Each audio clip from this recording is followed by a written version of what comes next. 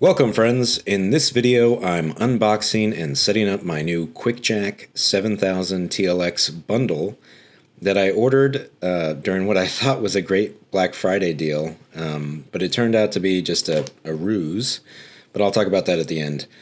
The Quickjack bundle ships in 5 boxes. One has the set of truck adapters, one has the wall mounts, the larger rectangular box has a large packet of paperwork, a box with hydraulic quick disconnect fittings, the standard lifting blocks, the 4 hydraulic hoses, and the hydraulic pump or power unit. In the paperwork bag there are some nice laminated and grommeted warning labels for the frames, a lift safety manual, a guide to the vehicle lift points, and another lift guide. The Quickjack is an Automotive Lift Institute certified hydraulic lift, which is why this paperwork is in here. I was pretty happy that the lift point guide does have the newer Ford F-150 in it. The frame boxes are fairly large, but I gotta tell you, I did not expect them to be that heavy. Each frame box is 107 pounds, so they're not something that you can just move around or flip over easily. The Quickjack actually arrived when I was out of town, and my wife had to get a neighbor's help to move the frames into the garage. Inside of the frame box, there are install instructions and a warning sheet, along with the frame and frame handle. Opening the fitting box, I found 4 sets of quick disconnects and an L-shaped fitting for the frames, along with liquid thread sealant. Quickjack recommends using the liquid thread sealant on fittings 24 hours before assembly. I didn't have 24 hours, so I decided to use tape instead. This is not recommended by Quickjack because they say most of their warranty claims are due to incorrectly taped fittings, which cause the Teflon tape to break off and block the passages in the hydraulic cylinder. Contrary to the install video, the hydraulic cylinder had a shipping bolt as opposed to a plastic plug. I did not realize the importance of this because the bolt actually has its own washer and O-ring, and the washer and O-ring stick into the hydraulic cylinder. So not knowing this resulted in me breaking the fitting O-rings and causing the cylinders to leak under load. When I figured it out, I had to disassemble it, remove the stuck-on washer and O-ring, replace the O-rings, and then reassemble and bleed the system again.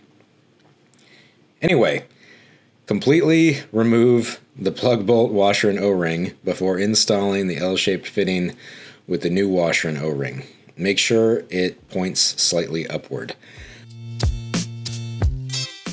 Then install the short hose and quick disconnect male fitting, making sure that the tape is wrapped in the direction of the threads and does not protrude forward of the threads, or it'll cause that damage and void the warranty. I tightened everything down and pressurized the spring cylinder to 40 psi. The cylinder is tiny, so it pressurizes very fast. I had to be careful not to overfill it.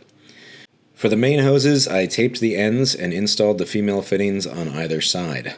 On the hydraulic pump, I removed all of the packaging and shipping plugs before installing the male fittings. Then I filled up the tank with some automatic transmission fluid that I had left over from accidentally ordering low viscosity instead of ultra low viscosity transmission fluid for the Raptor. The reservoir took a little over 2 quarts on the initial fill. The hydraulic quick disconnects can be hard to put together the first time since there's not fluid in the lines or lubrication on the fittings. I actually ended up pulling a muscle in my chest trying to put one of them together. So yeah, don't do that. It only ended up working when I swapped which hoses were connected to which fittings. I followed the bleeding procedure on the Quickjack video, but they have a separate video with a new, easier bleed procedure. Once everything was good to go, I tested lifting my wife's BMW X3, which requires alternate positioning of the frames perpendicular to the vehicle, due to how far apart the lift points are. I have a side mount garage door opener, otherwise I may not have been able to reach the full lift height required to engage the locks. I really wish my garage ceiling was higher. I did not videotape it since the Quickjacks became a bit of a spectacle in the neighborhood, but I did get the Raptor up on the Quickjacks without issue.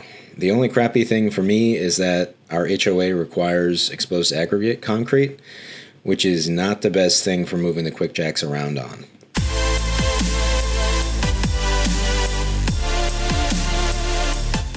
Alright, so final thoughts are that the quickjack, for me, is a great alternative to an actual two-post lift. My wife actually brought these up as an alternative to moving, since it would allow me to more easily and safely lift the truck at our current home. The quickjack does eliminate the requirement for me to remove the skid plates or the under trays on the Raptor and X3, but it takes around 20 to 30 minutes to pull the frames out, move them into position, connect everything, line it up properly, and then safely lift the vehicles. This is about the same amount of time it would take me to lift it before, but now I don't have to reverse that process when lowering it. So I do save a little bit of time on the back end. There are quite a few negatives to this setup, and the main one is that it's insanely heavy. It is a certified lift, which can put up a 7,000-pound truck, so I suppose it has to be heavy and reinforced, but that weight makes it seriously difficult and dangerous to move around. I can do it, but I take my time, I use correct form, I lift with my legs when mounting it on the wall, on the crooked mounts that they send me.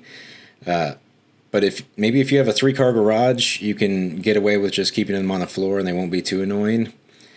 Another negative is really just related to the vehicle lift points. The X3 lift points requiring an alternate orientation means that I won't be able to access everything underneath the vehicle, that's the whole point. The Raptor lift points create a pretty obvious fulcrum in the middle of the vehicle. I have high lift jack stands that I can put in the rear for extra safety, but it's still pretty sketchy. With a 2-post lift, you could position the arms to lift from the leaf spring eye mount instead, which would be safer. You can't do that with the quickjack because there's no lateral support for the truck adapters. The length of the hoses is a negative for me also.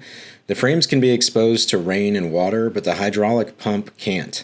So I wish the length had an extra 6 feet or so, which would allow me to keep the pump in the garage and then lift the vehicle outside, because Washington State is just always rainy or misty. The last negative is cost. I bought these on sale during Black Friday, but in reality, they just raised the normal price and then discounted it to make it seem like a great deal. You can still purchase it right now from other distributors for less than I paid on Black Friday. It was an impulse buy since I never thought I'd actually own these, and that's why I never knew the normal price. But ultimately, it was my fault for believing the deceptive sales tactics. But, until I get a shop, this is the best that I can do, and even after I have a shop, I'm sure that these will still be useful. Anywho, that's all I got. Thanks for watching, and I'll see you next time.